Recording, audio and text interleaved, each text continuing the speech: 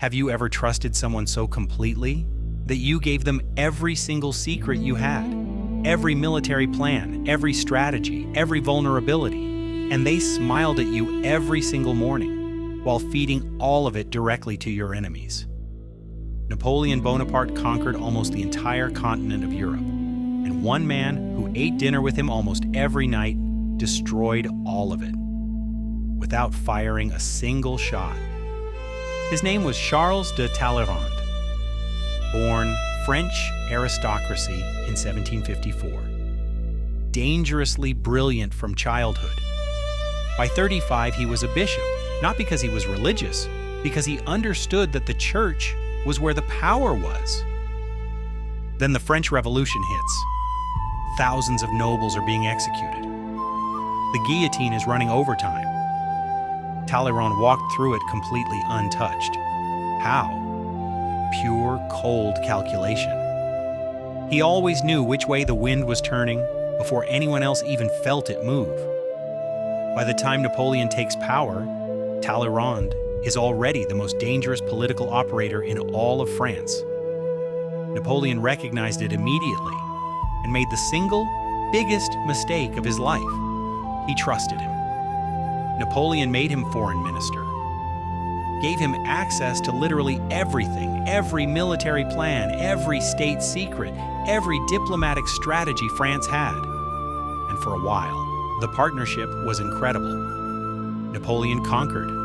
Talleyrand negotiated the peace. They were unstoppable together. But by 1807, Talleyrand is watching a pattern Napoleon refuses to see. The empire is expanding too fast, too many enemies. The whole thing is going to collapse. So Talleyrand asks himself one simple question. When it falls apart, whose side do I want to be on? And then he does something either completely treacherous or genuinely brilliant, depending on how you look at it. While still officially Napoleon's foreign minister, he starts secretly writing letters to Tsar Alexander I of Russia, Napoleon's enemy. Not friendly letters. French state secrets, military strategies, everything Napoleon trusted him with, packaged and sent directly to the one man who could bring the empire down. He sits in Napoleon's strategy meetings every morning, nods along, takes mental notes, then passes everything to France's enemies by the same evening. 2 lives, running simultaneously for years. Not a single crack, not in his posture, not in his smile, not in his eyes. Napoleon noticed absolutely nothing. January 1809. Napoleon finally finds out.